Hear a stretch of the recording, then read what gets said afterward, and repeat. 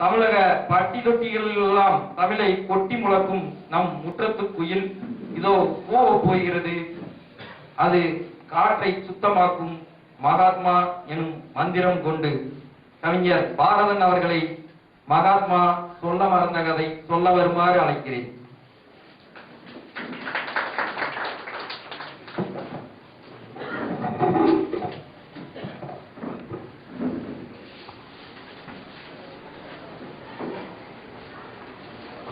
இந்த 50 நிமிடத்திலே இப்போது பேசுவதை கண்டுபிடிக்கிறீர்கள்.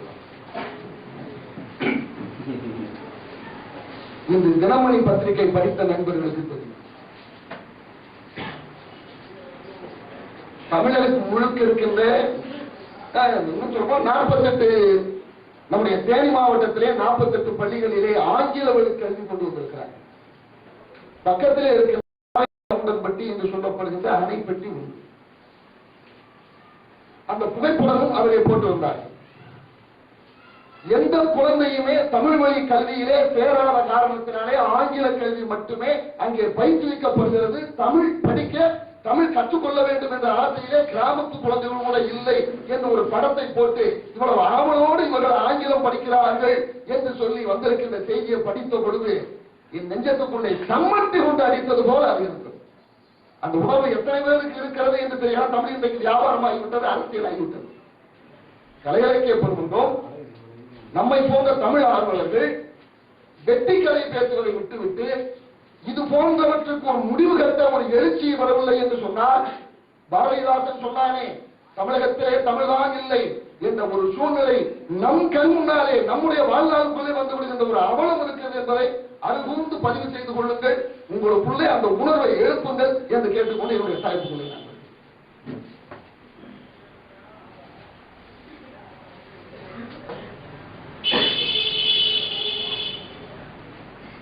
தலைமை உட்பட்ட அன்பு பெரியவர் PSR அவர்கள் உட்பட்ட வந்திருக்கின்ற அனைவருக்கும் என் வணக்கம். காலம் குறுகிய காலம் காந்தியை பற்றி பேச வேண்டும் என்று சொன்னார். வந்திருக்கின்றவர்கள் எல்லாம் பேர் சொல்லி நாம் அழைத்துக் கொண்டு வருவோம் என்றால் அதற்கே ஒரு மணி நேரம் போய்விடும். அவருடைய சிறப்பை சொல்வது அருமையான ஒரு நிகழ்வு. நல்ல படைப்படங்கள் மிக அற்புதமாக இருந்தது. சரிவு எதிர்பார்க்கவில்லை. மிக அழகாக அவருடைய படைப்பை இங்கே தந்தார். ஒரு சகோதரி, அவை கவிதை அல்ல, ஆனால் கவிதையுடைய தெரிப்புகள் அதிலே வருங்காலத்தில் ஒரு நல்ல கவிஞராக வருவார் என்ற தெரிப்புகள் அவருடைய கவிதைக்குள்ளே நிறைய இருந்தது. நம்ம புகழ்ந்தே நிறைய பேர் அடிச்சுட்டு இருக்கோம், அல்லது கவிதாமணி சொன்ன மாதிரி வஞ்சி அடிச்சுட்டு இருக்கோம். உண்மையிலேயே நல்ல தெரிப்புகள் அதில் இருக்கிறது. அது மிக சிறப்பானது. 21/9/2013 அறிந்து செய்தார்களா அறியாமல் செய்தார்களா என்று எனக்கு தெரியவில்லை. காந்தியினுடைய வாழ்நாளிலே மிகப்பெரிய மாற்றத்தை தந்திருக்கின்ற நாள் இந்த 21/9/2013 மேலமாசி வீதி மதுரை ராம்ஜி கல்யாணி என்று சொல்லக்கூடிய ஒரு குஜராத்தினுடைய வீடு. அங்கே தங்க வந்திருந்த காந்தி இதே நாளிலேதான் சோழவந்தானிலே இருக்கின்ற ஏழைகளை பார்த்துவிட்டு ஒரு வரலாற்று செய்தி இப்படி சொல்கிறது. இன்னும் ஒரு செய்தி, மேலூரில் இன்றைக்கும் கல்முனைத்துக் கொண்டிருக்கிறார்களே, இவர்கள் கட்டியிருக்கின்ற ஆணையை பார்த்துவிட்டு தமிழகத்திற்கு சுற்றுப்பயணம் வந்திருந்த காந்தி கேட்டார் 1921. இவ்வளவு அழுக்கான கண்டலான ஆடையை இவர்கள் அணிந்திருக்கிறார்களே, ஏன் இவர்கள் வேறு ஆடை அணியக்கூடாதா என்று கேட்ட பொழுது மாற்று ஆடை அவர்களிடம் இல்லை. சரி, அதை துவைக்காது அணியக்கூடாதா என்று கேட்ட பொழுது அதை துவைப்பதற்கு ஒரு சவுக்கார கட்டி வாங்குவதற்கு கூட அவருடன் காசில்லை. இந்த பொங்கலுக்கு ஒரு வேட்டி எடுத்தால் அடுத்த பொங்கலுக்குத்தான் மறு வேட்டி என்று சொன்ன பொழுது ஆண்டவன் செயலே விதி, நம்ம என்ன செய்ய முடியும் என்றுதான் இந்தியாவிலே பெரும்பாலானவர்கள் நினைப்பார்கள். ஆனால் அன்றைக்கு கத்தியவார் விவசாயியுடைய உடை என்று சொல்லப்படுகின்ற உடை அணிந்திருந்த காந்தி, கத்தியவார் விவசாயியுடைய உடை என்பது இந்த பிரிப்பிரியாய் கட்டி இருக்கிற அந்த முண்டாசு மட்டுமே ஏறத்தாழ ஒரு 18 அடி இருக்கும். அவர் தாழ்வாசி கட்டி இருக்கின்ற வேட்டி என்பது ஒரு 24 அடி இருக்கும். அதற்குள்ள விலங்கோடு சட்டை பணியன் அதற்கு மேலே போட்டு இத்தனையும் போட்டுக் கொண்டுதான் காந்தி ஒரு அவருடைய சொந்த பிரதேசத்துடைய விவசாயியை போல இந்த தமிழகத்துக்கு வந்திருந்தார். ஒரு மனிதனை ஏன் மகாத்மா என்று சொல்லுவது? அந்த ஏழ்மையை பார்த்த பொழுது அந்த உள்ள துடித்தது. என் தேசத்திலே 30 கோடி சகோதரர்கள் இப்படி மாற்று உடலை இல்லாமல் இருக்கிற பொழுது 8 பேர் அணிகின்ற உடையை நான் அறிந்திருப்பது ஒரு திருடர் அல்லவா நான் என்று சொல்லி அன்றைக்குத்தான் அண்ணல் காந்தி இந்த தமிழ் மண்ணிலே இதே 1921 அரை நிர்வாண பக்கிரியாக மாறி உலகம் அவரை அரை நிர்வாண பக்கிரி என்று அழைத்தது. மாலை 7 மணிக்கு மேலமாசி வீதியிலே நடந்த கூட்டத்திலே தான் தன்னுடைய வேட்டியை அரை வேட்டியாக வெட்டி எடுத்துக் கொண்டு அவர் அந்த வேட்டியை மட்டுமே கட்டிக் கொண்டு வந்த பொழுது உடன் வந்திருந்த அத்தனை பேருமே திகைத்து போனார்கள். இன்னும் ஒரு அரை வேட்டியை கட்டிக் கொண்டு ஒரு பாரத்லா படித்தவர் ஒரு திவானுடைய மகன் நம்ம வருவோமா? ஒரு வேட்டி மட்டும் கட்டிட்டு வெளியே வருவோமா? ஆனால் அவன்தான் மகாத்மா. வாடிய வயலை கண்ட போதெல்லாம் பாடினேன் என்று சொன்னால் வல்லல் பெறுவான். அவனைப் போல உள்ளம் துடித்து அவனால் தான் அவன் பின்னாலே இந்தியாவுடைய அத்தனை மக்களும் வந்தார்கள்.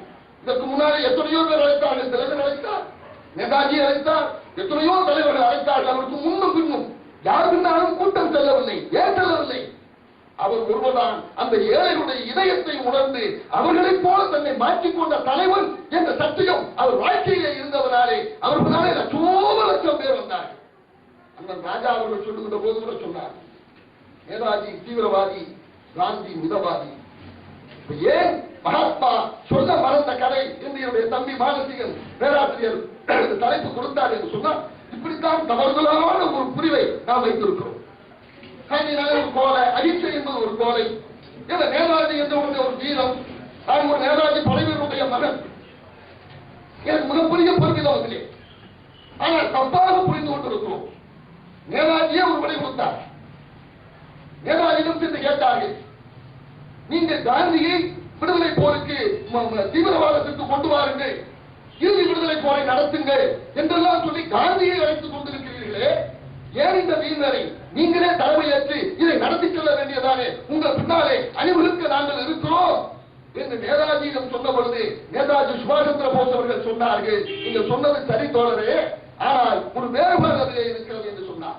நான் அழைத்தால் இந்த இந்தியாவிலே சில லட்சம் பேர் வருவார்கள், ஆனால் காந்தி அழைத்தால் மட்டும்தான் இந்த இந்தியாவை திரண்டு எழும் என்ற காரணத்தினாலே காந்தியை என் பாதைக்கு இழுக்கிறேன் என்று சொன்னார். அப்படி மக்களை இழுத்த தலைவராக காந்தி அவர்கள் இருந்தார். ஒரு வெட்கக்கேடு இந்த இந்தியாவுக்கே உரிய வெட்கக்கேடு என்ன என்று சொன்னால் உலகம் காந்தியை போற்றுகிறது. உலகம் காந்தியை போற்றுகிறது. உகாண்டா என்று ஒரு நாடு நமக்கு எல்லாம் தெரியும். நகைச்சுவையாக சொல்லியிருந்த போது கூட இங்கே யாரும் ரொம்ப புரிசாங்க மூலம் இதயமீனுக்கு மனித கறி சாப்பிடுகிற பழக்கம் உண்டு. அதுவும் மூளைன்னா அதுக்கு ரொம்ப பிடிக்குமா? அதுவும் இந்திய மூளைன்னா ரொம்ப பிடிக்குமா? ஏன் என்று கேட்டவங்க அவன் சொன்னாராம், அதுதான் செலவழிக்காமல் ஃப்ரெஷ்ஷா இருக்கும், அதனாலதான் நான் இந்திய மூளையை விரும்புறேன்னு சொன்னானா. இது நகைச்சுவைக்கு சொல்லுது. அந்த உகாண்டா நாட்டிலே காந்திக்கு ஒரு சிலை இருக்கிறது. அந்த சிலையை பார்க்க முன்னாலே அந்த வழியாக ஒரு இந்தியன் போனான். பார்த்த பொழுது அந்த வழியத்தில் இருந்த நீக்ரோக்கள் அனைவருமே அந்த காந்தி சிலை முன்னாலே நின்று வணங்கி மரியாதை செலுத்திவிட்டு போகிறார்கள். அவர்கள் சென்று கேட்டார்கள், இது யார் சிலை, எதற்கு நீங்கள் மரியாதை செலுத்துகிறீர்கள்? இது காந்தியுடைய சிலை. அந்நிய நாட்டுடைய சிலைக்கு நீங்கள் ஏன் மரியாதை செலுத்துகிறீர்கள் என்று சொன்ன பொழுது அந்த கருப்பன் சொன்னார், நாங்கள் மனிதர்கள் என்பதை, எங்களுக்கும் சுயமரியாதை இருக்கிறது என்பதை எங்களுக்கு கற்றுக் கொடுத்த மனிதன் இங்கே சிலையாக இருக்கிறான், அதனாலே அவரை நாங்கள் வணங்கிவிட்டு செல்கிறோம் என்று உகாண்டா நாட்டிலே இருக்கிற நீக்ரோ சொல்லிக் கொண்டிருக்கிறார். நம்முடைய உள்ளூரிலே இருப்பவர்கள் என்னவோ சொல்லி. தண்டி யாத்திரை நடந்த ஆண்டு விழா அண்மையிலே நடந்தது. இந்தியாவுடைய பிரிட்டிஷ் தூதர் அவருடைய மனைவி ஜில் பெகிங்ஹாம் என்று சொல்லக்கூடிய ஒரு அம்மையார் 367 மைல் மீண்டும் தண்டி யாத்திரையை எந்த வெள்ளையன் நம்மை அடக்கி வைத்திருந்தாலோ அந்த வெள்ளையுடைய பிரிட்டிஷ் தூதரகத்தினுடைய மனைவி அதே பாதையிலே 367 மைல்கள் மீண்டும் நடந்து சென்று காந்திக்கு அஞ்சலி செலுத்தி இந்தியாவை நாங்கள் அடிமைப்படுத்தியது தவறு என்பதை உணர்ந்து கொண்டோம் என்று சொல்லி பிரிட்டிஷ் தூதருடைய மனைவி காந்தி சென்ற பாதையிலே நடைபெற்றுக் கொண்டிருக்கிறார். காந்தியை பற்றி நாம் சொல்ல மறந்தது கதைகள் நிறைய இருக்கிறது. சொல்லிக் கொண்டு போனால் 1000 சொல்லலாம். ரோமன் என்று சொல்லக்கூடிய மிகப்பெரிய அறிஞர் சொன்னார், வாழும் இயேசு என்று சொன்னார். வாழும் இயேசு என்று சொன்னார். நான் இயேசுவை பார்த்ததில்லை, ஆனால் நாங்கள் கண்முன்னாக வாழ்ந்து கொண்டிருக்கின்ற ஒரு இயேசுவை நாங்கள் பார்க்கிறோம் என்று சொல்லி ரோமன் என்று சொல்லக்கூடிய அந்த மகத்தான மனிதன் சொன்னார். இப்படி சொல்லிக் கொண்டு போனால் உலகத்து 1000 நாம் சொல்லிக் கொண்டு சொல்ல முடியும். அத்தனை புகழ்மாலைகள் இன்றைக்கு உலகம் முழுவதும் இன்றைக்கு சொல்லப்பட்டுக் கொண்டிருக்கின்றன. காந்தியும் ஒரு படம் இருந்தார். நல்ல வேலை இந்தியாவில் காந்தியா எடுத்து வச்சிருக்கார். நமக்கு தெரியும். பென் கிங்ஸ்லி சொல்லக்கூடிய வேற ஒரு ஆள அவர் படம் எடுத்து அதன் படம் எடுத்திருந்தார். பிரெஞ்சு நாட்டிலே பிரான்சுடைய தலைநகரத்திலே பாரிஸிலே அந்த படத்தை திரையிட்டிருக்கிறார்கள். முதல் நாள் காட்சி. ஒரு பிரெஞ்சு நாட்டுக்காரன் படம் பார்க்க சென்றார். சென்றவன் அவருடைய வழக்கப்படி அந்த பெண் சுருட்டு என்று சொல்லக்கூடிய அந்த தீரத்தை புகைத்தபடி கால் மேலே கால் போட்டு உட்கார்ந்திருந்தவன் காட்சி ஓட ஓட ஓட ஒரு 10 நிமிடம் 15 நிமிடம் 20 நிமிடம் ஆன உடனேயே சிகரெட்டை கீழே போட்டு கீழே போட்டு விட்டு மிக மரியாதையோடு ஒரு சர்ச்சிலே ஒரு தேவாலயத்திலே ஒரு கிறிஸ்தவன் எப்படி அமர்ந்திருப்பாரோ அது போல தன்னுடைய கால்களை துங்க போட்டு மரியாதையாக 3 மணி நேரம் அந்த படத்தை பார்த்துவிட்டு ஆச்சரியப்பட்டு சொன்னான், இப்படி ஒரு மனிதன் வாழ்ந்திருக்கிறானா என்று சொல்லி ஒரு திரைப்படத்தை பார்த்துவிட்டு அவன் ஆச்சரியப்பட்டு போனான். காந்தி இறந்த போது ஐன்ஸ்டீன் அதைத்தான் சொன்னார். இன்னும் ஒரு 50 ஆண்டு சென்று விட்டால் இப்படி ஒரு மனிதன் வாழ்ந்தான் என்று சொன்னால் யாரும் நம்ப மாட்டார்கள். அப்படிப்பட்ட ஒரு சத்திய வாழ்க்கையை காந்தி வாழ்ந்திருக்கிறார் என்று சொல்லி ஐன்ஸ்டீன் என்று சொல்லக்கூடிய அந்த மூல சயின்ஸின் விஞ்ஞானி மிக அற்புதமாக சொன்னார். காந்தியினுடைய தாக்கம் ஏதோ அந்த காலத்தில் இருந்தவர்கள் தாக்கம் மட்டுமல்ல. மார்ட்டின் லூதர் கிங் என்று சொல்லுகின்ற நீக்ரோ தலைவன், என்னுடைய தலைவன், இன்றைக்கு மகாத்மா காந்தி என்று அந்த வழியை ஏற்றுக்கொண்டார். நெல்சன் மாண்டலே புரட்சி வழியை ஏற்றவர் அதை தொடர்ந்து விட்டு காந்திய வழிக்கு வந்தார். இன்றைக்கும் அமெரிக்காவை ஆண்டு கொண்டிருக்கின்ற ஒபாமா, அது கருப்பு தோடு இருக்கலாம் வெள்ளத்தோடு இருக்கலாம், ஆனா அவர்களுக்கு பேர் தான் வெள்ளை மாளிகை, அது ஒரு கருப்பு மாளிகை, நம்ம போக வேணாம்.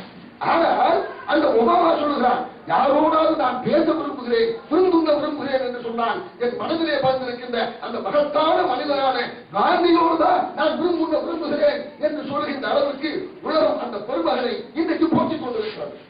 அவருடைய தாக்கம் சாதாரண தாக்கம் அல்ல. இன்றைக்கும் இஸ்ரேலுக்கும் பாலஸ்தீனத்திற்கும் நெடுநாள் சண்டை நமக்கு தெரியும். இஸ்ரேல் என்ற ஒரு நாடு பிறந்ததிலிருந்து அந்த சண்டை நடக்கிறது. ஒரு 20 ஆண்டுகளுக்கு முன்னாலே ஒரு தாய் தன் மகள் கேட்டார், தினமும் இந்த இஸ்ரேல்காரன் குண்டு வீசுகிறான், என்னாலே தூங்க முடியவில்லை, பயந்து பயந்து சாகிறேன், இந்த பயத்தை போக்க வேண்டும், எனக்கு ஒரு வழி சொல்லி என்று சொன்ன பொழுது அவருடைய மகள் ஒரு புத்தகத்தை பரிசாக கொடுத்தார். அதை படித்துவிட்டு அந்த மகளின் கரங்களை கையிலே பிடித்துக் கொண்டு அந்த தாய் சொன்னார், நான் அச்சமற்று இன்றைக்கு உறங்குகிறேன். நீ கொடுத்த காந்தியினுடைய சுயசரிதை சத்திய சோதனை என்னை அச்சமற்றவனாக ஆகியிருக்கிறது என்று சொல்லி குண்டுமார்களுக்கு வாழ்கின்ற ஒரு இஸ்லாமிய சகோதரி சொல்லுகின்ற அளவுக்கு இன்றைக்கும் மனிதர்களுக்கு தாக்கத்தை தந்து கொண்டிருப்பது சத்திய சோதனை. அண்மையிலே பத்திரிகை படிக்கின்ற நண்பர்களுக்கு ஒரு செய்தி தந்திருக்கும். மகாராஷ்டிராவிலே கோர் என்று சொல்லக்கூடிய ஒரு மனிதன்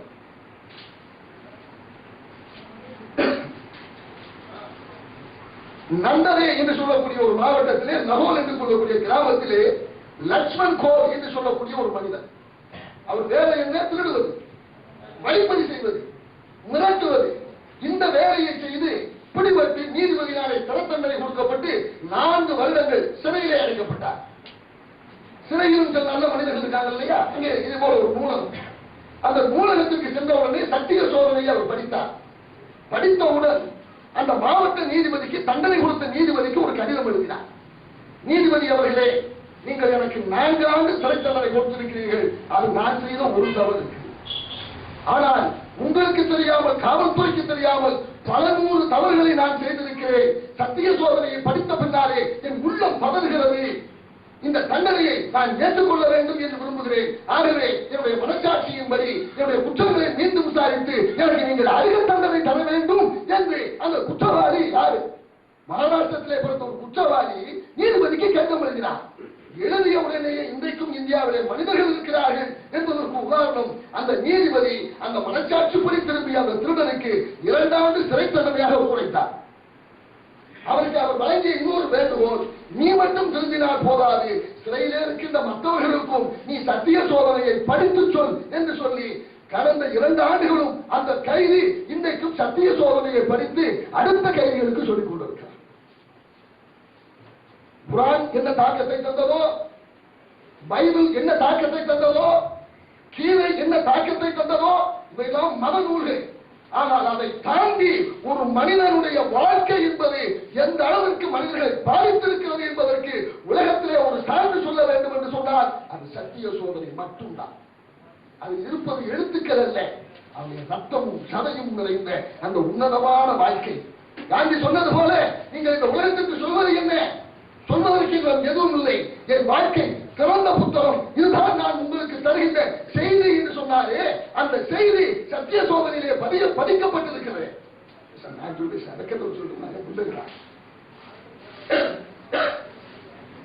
என்னுடைய முதல் அளவிலே சத்திய சோதனை படித்து 1 மணி நேரம் நான் பேசாமல் இருக்க முடியுமா என்று படித்து நான் இருப்பது முதல் அளவில். மறுபடியும் சென்றிருக்கிறோம். மறுவெட்டிக்கு சென்ற பொழுது கறிகறியெல்லாம் கொடுப்பாங்க இல்லையா, என்னுடைய மனைவி சாப்பிட அழைக்கிறார். வெளியே ஒரு பிச்சைக்காரனுடைய குரல் கேட்கிறது. எனக்கு ஒரு பழக்கம், எந்நேரமும் படித்துக் கொண்டிருப்பேன். அங்கே படித்துக்கும் மாமியார் வீட்டிலும் பாபு என்று சொல்லக்கூடிய ஒரு நூல், அமெரிக்க நிறுவனர் காந்தி படத்தில் ஓடி ஓடி படம் பார்த்தாங்க. சென்னை லூயிஸ் என்று சொல்லக்கூடிய அந்த நிறுவனர் எழுதிய பாபு என்று சொல்லக்கூடிய ஒரு நூல். நிறைய செய்திகள் காந்தியை பற்றி அதில் இருக்கும். அதை காந்தி என்னை மனைவி அழைக்கின்ற பொழுது ஒரு செய்தியை நான் படித்துக் கொண்டிருக்கிறேன். காந்தி இறந்து எத்தனையோ ஆண்டுகள், காந்தி இந்த நூலை எழுதி எத்தனையோ ஆண்டுகள். ஆனால் அத்தனை ஆண்டுகளுக்கு நான் அந்த நூலை படிக்கின்ற பொழுது அதில் ஒரு செய்தி சொல்லுகிறார். வடநாட்டிலே நம்மை போல ஒரு இனிப்பா சாப்பிட மாட்டான். நான் ஒரு வருடம் வடநாட்டில் இருந்திருக்கிறேன். கிலோகணக்கெல்லாம் சாப்பிடுவோம். நெய்யிலே பொறித்த பண்டங்களை சாப்பிடுவார்கள். இது வடநாட்டிலே பழக்கம். காலை உணவே சிற்றுண்டியே அவர்களுக்கு ஒரு 20 ஜிலேபி, ஒரு 30 அல்வா சாப்பிடலாம். அந்த பக்கத்தில் பழகிறார்கள். காந்தி எழுதுகிறார், இந்தியா போன்ற ஏழை நாடுகளில் நெய்யிலே பொறிக்கப்பட்ட இந்த உணவுகளை ஒருவர் சாப்பிடுவது என்பது கொலை செய்வதற்கு சமம், அவர் திருடுவதற்கு சமம் என்று காந்தி சொன்னார். இதை படிக்கின்ற பொழுது என்னுடைய மனைவி அங்கே எனக்கு இறைச்சி உணவு அருந்த அங்கே கூப்பிட்டுக் கொண்டிருக்கிறார். என் தம்பி சொல்வார்கள், கன்னத்திலே அடைந்து விட்டு காதுக்குள்ளே போவது கவிதை. அதுபோல அந்த காந்தியுடைய சொற்களை என் கன்னத்திலே அடித்தன. ஏனென்று சொன்னால், நான் மலைநாட்டுக்காரன் போல இல்லாவிட்டாலும் இனிப்பு சாப்பிடுவதை பெரும் விருப்பம் கொண்டவர். என்னை அறிந்த நண்பர்களுக்கு தெரியும். அந்த நொடியிலிருந்து நான் இனிப்பு சாப்பிடுவதில்லை என்று ஒரு முடிவை எடுத்து ஏறத்தாழ 10 ஆண்டுகள் அதை நிறைவேற்றினேன். அவருக்கு பின்னாலே ஒரு சம்பவம், என்னுடைய வேண்டப்பட்ட ஒரு நண்பர் சில காரணங்கள் சொல்லி இப்ப நம்ம சாப்பிடலான்னு ஒரு சின்ன காரணம் சொன்னார். அது ஏற்றுக்கொள்ளக்கூடியதாக இருந்த காரணத்தினாலே மறுபடியும் எப்போ ஒரு இனிப்பு. ஆனால் இன்றைக்கும் அந்த இனிப்பை நான் வழியிலே வைக்கின்ற பொழுது முடியல. ஒரு லட்டை நான் இன்னைக்கு முழுசா சாப்பிட முடியல. ஏனென்று சொன்னால் அந்த புலநடக்கம் என்று சொல்லக்கூடியது காந்தி மூலமாக இன்றைக்கு நான் அறிந்திருக்கிறேன். இவ்வளவு பெரிய தாக்கமும் காந்தியுடைய சத்திய சோதனை இன்றைக்கும் மனிதர்களிடையே மனிதத்தை நினைத்துக் கொண்டிருக்கிறது. அந்த மாபெரும் மனிதனை பற்றி இன்றைக்கு ஒரு அருமையான தலைப்பை இவர்கள் தந்த காரணம் எதுவும் நான் யோசித்து பார்த்தேன். மோடி வித்தைகள் இந்தியாவிலே அதிகமாகிவிட்ட காரணத்தினாலே நல்ல மனிதர்களை சொல்லியாக வேண்டும். இன்றைக்கு மத நல்லிணக்கம், சமய நல்லிணக்கம் என்று சொன்னால் காந்தியை சொல்லாமல் வேறு எவரும் இன்றைக்கு சொல்ல முடியாது என்ற ஒரு சூழ்நிலை வந்திருக்கின்ற காரணத்தினாலே இவர்கள் சொல்லுகிறார்கள் என்று நான் நினைக்கிறேன். நான் போர்வைக்குள்ள போக விரும்பல. இப்ப இந்த மோடி வித்தை சொன்னதுனால ஒன்று சொல்றேன். காந்தியை ஏன் சுட்டுக் கொண்டார்கள்? ரொம்ப பேர் தப்பா புரிஞ்சிருக்கோம். இந்து முஸ்லீம் பிரச்சனை, அதனால ஒரு இந்து வெளியே போய் சுட்டுக் கொண்டுட்டாங்க. அவருக்குள்ளே ஆழமான ஒன்று இருக்கிறது. காந்தியுடைய வரலாற்றை நீங்கள் முழுவதும் படித்து பார்க்கின்ற பொழுதுதான் அதற்கான விடை கிடைக்கும். நான் ஒரு சம்பவம் மட்டும் ரொம்ப உள்ள போல அந்த விடை பின்னாலே பேச்சு வருகிறேன். ஒரு விடை அடிக்கடி உடனடியாக நடந்த காந்திக்கான விடை 1947 ஏற்பட்ட இந்திய விடுதலை சாதாரணமாக விடுதலை அல்ல. உலகத்தில் எந்த நாடும் சந்தித்திராத ஒரு பேரழிவை இந்தியா அன்றைக்கு சந்தித்தது. 65 லட்சம் இந்துக்கள் பாகிஸ்தான் பகுதியிலே இருந்து அகதிகளாக இங்கே வந்தார்கள். 45 லட்சம் முஸ்லிம்கள் இங்கிருந்து அகதிகளாக அங்கே சென்றார்கள். வெறும் ஆட்கள் மட்டும் செல்லவில்லை, கற்பை பறிகொடுத்து விட்டு, சொத்தை பறிகொடுத்து விட்டு, கணவனை பறிகொடுத்து விட்டு, மனைவியை பறிகொடுத்து விட்டு, பிள்ளைகளை பறிகொடுத்து விட்டு, உலகத்தின் மிக அக்கிரமமான ஒரு சூழ்நிலை இந்தியாவுக்குள் அடைந்தது. இந்த 1,10 லட்சம் பேர் தான் ரெண்டு பக்கத்திலே இன்னைக்கு இந்தியாவுக்கும் பாகிஸ்தானுக்கும் பிரச்சனை ஏற்பட காரணம். என்றால் வடுக்கள் அவங்களுடைய உடலிலே இருக்கிறது, மனதிலே இருக்கிறது. 1,10 லட்சம் பேர் இன்னைக்கு சந்ததி பெறுகிறது. அந்த நலத்தாலே, மதம் என்ற நலத்தாலே பாதிக்கப்பட்டவர்கள் இவர்கள். இதற்கு ஒரே ஒரு மனிதனும் அதற்கு ஒரு மருந்து இருந்தது. ஒரே ஒரு மனிதனும் மருந்து இருந்தது. உணர்ச்சி கூச்சல்கள் போட்டார்கள். உணர்ச்சி கூச்சல்கள் எந்த விஷயத்தும் என்றைக்கும் தீர்வு தந்ததில்லை. எந்த பிரச்சனையிலும் வெறும் உணர்வு கூச்சல்கள். பெரியாரிலிருந்து ஈழத்திலிருந்து அனைத்திலும் உணர்வு கூச்சல்கள் மட்டுமன்றே அவருடைய தீர்வு வரவில்லை என்பது சத்தியமான உண்மை. ஒன்றை நீங்கள் புரிந்து கொள்ளுங்கள். அன்றைக்கும் சத்தம் போட்டார்கள். ஒரு உதாரணம் சொல்கிறேன். லட்சக்கணக்கான பெண்கள் கற்பழிக்கப்பட்டார்கள். லட்சக்கணக்கான இந்து முஸ்லிம் சகோதரர்கள் கற்பழிக்கப்பட்டார்கள். இரண்டு தரப்பிலும் உணர்வு கூச்சல்கள் போட்டார்கள். ஆனால் அவர்கள் வாழ்வதற்கு யாரும் வழிகாட்டவில்லை. அண்ணல் காந்தி மட்டும்தான் சொன்னார். ராமனை நன்றாக படித்த காந்தி அவர் சொன்னாரே, அகதியை தாய் என்று சொல்லி போனான் என்று கம்பன் போடுவார். ஒரு கலங்கப்பட்ட பெண்ணை அது சும்மா ஏத்துக்கான்னு சொல்லிட்டு போயில புரிஞ்சுட்டார். தாய் என்று சொல்லி போனான் என்று சொல்வாரே, அப்படி இந்த பெண்களை நீங்கள் ஏற்றுக்கொள்ளுங்கள், மறுமகார்ந்து கொடுங்கள் என்று சொன்ன பொழுது பலாயிரக்கணக்கான இந்து முஸ்லிம் சகோதரர்கள் அந்த சகோதரிகளுக்கு வாழ் கொடுத்து பெயர் தெரியாத கப்பத்திற்கு தந்தையானார்களே. இந்த சாதனையை காந்தியை தவிர உலகத்திலே யார் சாதித்திருக்கிறார்கள்? வெறும் உணர்வு வேகம் எதற்குமே பதிலல்ல சகோதரர்களே. அது மட்டுமல்ல, இந்த 1,10 லட்சம் பேருடைய வாழ்க்கை இப்படியே நீடித்தால் இந்தியாவும் பாகிஸ்தானும் எதிரி நாடாக இருக்கும் என்பதை அந்த மாபெரும் அறிவாளி புரிந்திருந்தார். அதனாலேதான் அவர் ஒரு திட்டம் போட்டார், ஒரு கோரிக்கை வைத்தார். பாகிஸ்தானிலிருந்து இந்தியாவுக்கு வந்திருக்கின்ற 65 லட்சம் இந்துக்களை இங்கிருந்து பாத யாத்திரையாக, ஊர்வலமாக அழைத்துக் கொண்டு பாகிஸ்தானுக்கு சென்று அவரவர்கள் இடத்திலே குடியமர்த்துவது. அங்கே இங்கிருந்து அடிபட்டு போன 45 லட்சம் முஸ்லிம் சகோதர சகோதரிகள் இருக்கிறார்களே, அவர்களை பாகிஸ்தானிலிருந்து அதே பாத யாத்திரையாக அழைத்துக் கொண்டு இந்தியாவிற்கு வந்து அவரவர் இடத்திலே குடியமர்த்துவது என்ற ஒரு திட்டத்தை காட்டி வருகிறார். இதற்கு சின்னாவர்களை சம்மதிக்கவில்லை. ரயிலே வேணால் வாருங்கள் என்று சொன்னார். அது மக்களுடைய மனதை திருத்தாது, மக்கள் மனதிலே மாற்றத்தை ஏற்படுத்தாது. ஆகவே நான் பாத யாத்திரையாக தான் வருவேன் என்று காந்தி அறிவித்த பொழுது சின்னா அதற்கு ஒத்துக்கொண்டார். வணக்கம் என்று சொன்னார். சின்னா மதவாதி அல்ல, பலரை தப்பாகவே சொல்லிக் கொண்டிருக்கிறார்கள். இந்து முஸ்லிம் முஸ்லிமுக்கு ஆரம்ப காலத்தில் அவரை போல பாடுபட்டவர் யாருமே கிடையாது. அண்ணாவே சொன்னார், அவர்தான் சொன்னார். இந்த செயல் நடந்துவிட்டால் மதவாதம் தலையெடுக்க முடியாது என்பதை உணர்ந்து கொண்ட பின்னால் தான் கையிலே துப்பாக்கியை கோட் செய்திருந்தார். இந்த சமரசம் நடந்துவிட்டால் இந்தியாவும் பாகிஸ்தானும் ஒன்று சேர்ந்து விடுமே, நட்பு நாடாகி விடுமே. அது கூடாது என்ற இதுக்கு பின்னாலே மிகப்பெரிய சர்வதேச தடைகள் எல்லாம் இருந்த காரணத்தினால் தான் இந்த ஒரு கிழவன் இருக்கின்றவரை இதற்கு தடையாக இருப்பான் என்று இவருடைய குண்டுகள் அவரை மீட்சின என்பது வரலாறு சொல்ல மறந்த கதை. அதுக்கு பின்னால் ஜாதியும் நிறைய இருக்காங்க. வாழ்க்கைக்குள்ள போனா உங்களுக்கு நான் சொல்லாமலே அது ஏன்னு புரியும். தவறுகளை சத்தியத்தை பேசுகின்ற போது சிலருக்கு வலிக்கும்.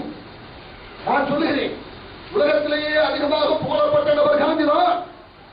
உலகத்திலேயே அதிகமாக இகழப்பட்ட விமர்சிக்கப்பட்ட மனிதனும் காந்தி தான்.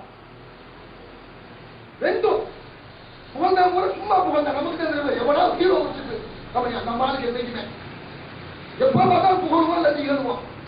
நமக்கு கலைஞர் அழகா சொன்னாரு, காந்தி காந்தி காந்தி என்று காதலைக்க கூவினோம். காந்தி சொன்ன சாந்தி மட்டும் காதி ஏறவில்லையே. இதான் உண்மை. அவரை மிகப்பெரிய ஆள் என்று சொன்னவர்கள் எல்லாம் வெற்று கோஷத்தாலே புகழ்ந்தார்கள். உணர்ந்து அவரை போற்றியவர்கள் மிகச்சிலர். இன்னொரு பக்கத்திலே இவர்களைப் போலவே இன்னொரு கூட்டம் இகழ்ந்தது. யார் யார் இகழ்ந்தார்கள்? நான் சொன்னோமே இந்துத்துவவாதிகள், அவர்களுக்கு காந்தி மிகப்பெரிய தடையாக இருந்தார். ஏன் தடையாக இருந்தார்? அவர் இந்து மதம் உயர்வு என்று மட்டும் சொன்னதோடு நிற்கவில்லை, அறிஞரையும் இந்து என்றார். ஆழமாக புரிந்து கொள்ளுங்கள். அறிஞரையும் இந்து என்றார். அது அவர்களுக்கு கசந்தது. சமரச சன்மார்க்க நோக்கத்தோடு சத்தியத்தோடு இஸ்லாமியர்களோடு ஒட்டு உறவாடினார், கிலாபத் இயக்கம் நடத்தினார். இந்து வேறு முஸ்லிம் வேறு நாம் எல்லாம் மனிதர்கள் என்று சொன்னார். இந்தியன் பின்னால் இருக்கும். இது அவர்களை காயப்படுத்தியது. அங்கிருந்து இன்று வரை இன்றைக்கும் காந்தியை அந்த கூட்டம் விமர்சித்துக் கொண்டிருக்கிறது. இன்னொரு பக்கத்திலே பரித்தியவாதிகள், அம்பேத்கரை பின்பற்றியவர்கள், அவர்களுக்கு கண்டது காந்தி மேல இன்றைக்கும் விமர்சனம் இருக்கிறது. அண்மையிலே ஒரு பள்ளிக்கூடம், ஒரு சத்திய சாட்சி ஒரு பையன் உட்கார்ந்து படிக்கிற பள்ளிக்கூடம் கம்பத்தில் இருக்கு. இதே பாளையத்தை சேர்ந்த ஒரு ஆசிரியர் நான் வாயிலை சொல்ல முடியாத வார்த்தைகளை எல்லாம் சொல்லி காந்தியை இன்றைக்கும் பேசிக் கொண்டிருக்கிறார் கம்பத்திலே ஒரு உயர்நிலை பள்ளி. அப்புறம் விசாரித்த போது இந்த நாடுகள் தெரிஞ்சு போச்சு. ஏன்? இவருடைய நோக்கம் காந்தி அன்னைக்கு வகுப்பாளர் பிரச்சனை உங்களுக்கு எல்லாம் தெரியும். ரிசர்வ் சீட் ஒதுக்கிறது தொகுதியில பிரச்சனை வந்தது. காந்தியுடைய நியாயத்தை எனக்கு புரிந்து கொள்ளாமல் அவர் நம்முடைய நலன் மட்டும் முக்கியம் என்று கருதிய போது நாட்டு நலன் முக்கியம் என்று காந்தி கருதினார். அதனால் ஒரு சில இழப்புகளை நாம் சந்திக்க வேண்டி வந்தது. தோழர்களுக்கு சில இதுகள் வந்தது. ஆகையினாலே அவர்கள் ஒரு பக்கத்திலே, இன்னொரு பக்கத்திலே கம்யூனிஸ்டுகள் ஒரு பக்கத்திலே காந்தியை இன்றைக்கும் விமர்சனம் செய்து கொண்டிருக்கிறார். ஏன் என்று சொன்னால் அடிக்கடி இந்த வரலாற்று மேடைகளில் பேசுகின்ற போது சொல்வேன், ஒரு மிகப்பெரிய தவறை நாம் செய்கிறோம். காந்தியை பேச வந்தால் நேராட்சியை வைக்கிறது, பகத்சிங்கை பேச வந்தால் காந்தியை வைக்கிறது. இப்படியே தேச தலைவர்களை எல்லாம் திட்டி திட்டி தேசத்திற்கு சம்பந்தம் இல்லாதவர்களாம் பெரியவர்களாகி ஆகி போனாங்க. புரிந்து கொள்ளுது. பகத்சிங்கோட தொட்ட போயிடும். இன்னொன்று, கம்யூனிஸ்டம் பரவுவதற்கு காந்தியினுடைய பொருளாதார சிந்தனை தடையாக இருந்தது. ஆகையினாலே காந்தி இந்த பக்கத்தில், இவர்களுடைய விமர்சனம் ஒரு பக்கத்திலே. இன்னும் இப்படியே சொல்லிக் கொண்டு போனார். பார்வர்ட் பிளான், அண்ணன் அவங்க சொன்ன மாதிரி பார்வர்ட் பிளான். முத்துராமலிங்க தேவர் சொன்னார், எங்க அப்பா அக்கா ரொம்ப இருக்கும், அந்த உரிமையோட சொன்னேன், நாட்டையில நூல் ஊத்தா நூல் வரும், சுதந்திரம் வராது சொல்வது முத்துராமலிங்க தேவர் சீனிவாச ஐயங்கார், அவருடைய அரசியல் கூறுகிறார். ஆனால் காந்தி நூற்ற ராட்டையிலே தான் சுதந்திரம் வந்தது என்பது வரலாறு. அவர்கள் அகதீவிரவாதம், அதாவது உணர்ச்சி வசப்படுவது. ஒரு வெளியே ஒரு உண்மையை சொல்லட்டுமா? இப்ப நேதாஜி நம்ம ரொம்ப உயர்வா சொல்றோம், நானே அவரை பத்தி நூல் எழுதியிருக்கேன். ஆனால் அவசர காலத்திலே அவருடைய படையெடுப்பு 3 லட்சம் ஜப்பானியர்களை இந்த மண்ணுக்குள்ளே இரையாக்கி இருக்கிறது. எத்தனை பேர் சொல்லியிருக்கோம்? 40,000 பேர் இந்திய சிப்பாய்கள் மண்ணுக்குள்ளே போனார்கள். காலம் கடந்த முயற்சி. அதிதீவிரவாதம் சொல்ல உணர்ச்சி வசப்பட்டது என்றைக்கும் தீர்வு தராது. அறிவுபூர்வமாக யோசிக்க வேண்டும். புரிந்து கொண்டீர்களா? இப்படி இவர்கள் எல்லோருமே ஒரு பக்கத்திலே காந்தியை பற்றி படிக்காமலே விமர்சனம் செய்கின்ற காரணத்தினால்தான் காந்தி புரிந்து கொள்ளப்பட முடியாத அது அளவுக்கு மீறிய புகழ்ச்சியினாலே காந்தி புகழப்பட முடியாத மனிதராகவும் ஆகி போனார் என்பதுதான் வரலாறு சொல்லுகின்ற உண்மை. ஆகையால் தான் காந்தியை பற்றி நாம் சொல்ல மறந்த கதையை இன்றைக்கு நாம் சொல்லிக் கொண்டிருக்கிறோம். சகோதரர்களே, இந்திய விடுதலையை பற்றி சொன்னோம். காந்திக்கு முன்னாலே நான் ஆரம்பத்திலே குறிப்பிட்டது போல எத்தனையோ தலைவர்கள், மாற்று மறுபற்ற தலைவர்கள், யாரையும் சொல்லுங்கள், லாலா லஜபதிராய், பாலகங்காதார திலகர், மதன் மோகன் மாளவியா, என்னுடைய செக்கிருத்த சிம்மல், என்னுடைய பாவு சிதம்பரம் பிள்ளை, பாரதி.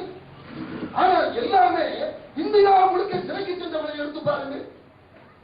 தமிழகத்தில் எடுத்துக்கொண்டால் பாவு சிதம்பரம் பிள்ளையோடு இன்னும் 2 பேர், அவர்தான். பாலகங்காதரர் அவர் மட்டும், அங்கே அரவிந்தன் மட்டும். இப்படி மாநிலத்துக்கு 5 பேர் ஜெயிலுக்கு போனார்கள். ஏன் என்று சொன்னால் மக்கள் மனதிலே அன்றைக்கு வெள்ளையன் பயத்தை உருவாக்கி வைத்திருந்தார். மருதுபாண்டியனுடைய காலத்துக்கு பின்னாலே, தென்னாட்டு புரட்சி என்று சொல்லப்படுகின்ற பாளையக்காரர்களுடைய புரட்சிக்கு பின்னாலே தமிழகத்திலே ஆயுதம் தரிக்க கூடாது என்ற சட்டம் இருந்தது. இந்த 3 விளக்கடைக்கு மேலே கட்டி வைத்திருந்தால் உங்களை கைது செய்யலாம். இன்றைக்கு கூட அரசியல் சட்டம் இருக்கிறது, நிறைய பேருக்கு தெரியாது. இன்னைக்கு இருக்கு. 3 இன்ச்சுக்கு மேல ஒரு கட்சி வச்சு போல கைது பண்ணி போலீஸ் ஒப்படைக்கிறாங்க. இன்னைக்கு வெள்ளக்காரன் போட்ட சட்டம், இன்னைக்கு வெள்ளக்காரன் இன்னைக்கு பலத்துல செஞ்சுக்கிட்டு இருக்கோம்.